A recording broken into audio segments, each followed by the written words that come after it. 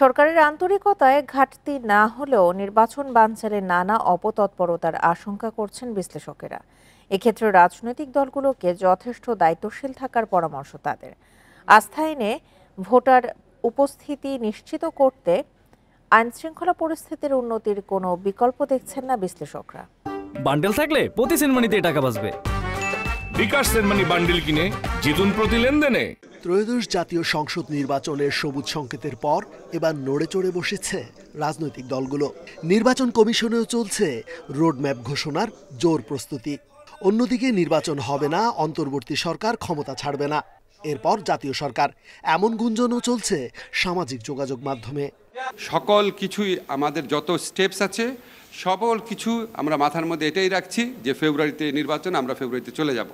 তবে নিরপেক্ষ ও সুষ্ঠু নির্বাচনে সরকার বা নির্বাচন কমিশনের আন্তরিকতার ঘাটতি না থাকলেও চ্যালেঞ্জ হয়ে দাঁড়াতে পারে ভোট ভণ্ডুলের ষড়যন্ত্র, বলছেন বিশ্লেষকরা।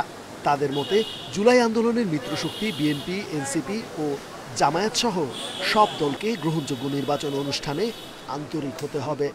যদি এমন হয় কিছু রাজনৈতিক দল অংশগ্রহণ করছেন না, যদি এমন হয় যে স্ট্রিটে এজিটেশন বা এই ধরনের আন্দোলন বেড়ে যাচ্ছে, তখন কিন্তু সেটার কোনো একটা জায়গা কেন্দ্রিক থাকে না, সেটা কিন্তু আস্তে আস্তে পুরো বাংলাদেশে ছড়িয়ে যায়। তখন যারা অপতৎপরতা চালাবেন তাদের জন্য এই অপরচুনিটিটা, এটা একটা সুযোগ করে দেয় এবং আরো বহু ধরনের ঝামেলা তৈরি করার একটা স্কোপ চলে আসে। জুলাই সনদে ঐক্যমত্য, সব দলের অংশগ্রহণ, স্বচ্ছ ভোট গ্রহণ ও ফল প্রকাশ, এসব সমীকরণ মিলালেই নির্বাচনের গ্রহণযোগ্যতা নিশ্চিত করা সম্ভব, বলছেন বিশ্লেষকরা। চ্যালেঞ্জ থাকবে নির্বাচনী কর্মকর্তাদেরকে মাঠ পর্যায়ে পাওয়াটা, কিন্তু আপনি জনগণকে আস্থায় আনতে হবে যে হ্যাঁ নির্বাচন ভালো হবে, আইন শৃঙ্খলা পরিস্থিতি ঠিক থাকবে, নির্বাচনী কর্মকর্তারা তারা নিরাপত্তার ভেতরে থাকবে। এই জিনিসগুলো যদি আপনি ইনশিওর করেন তাহলে হবে। গণ অভ্যুত্থান পরবর্তী নির্বাচনে দলগুলো প্রতিযোগিতার রাজনীতি করবে, প্রতিহিংসার নয়।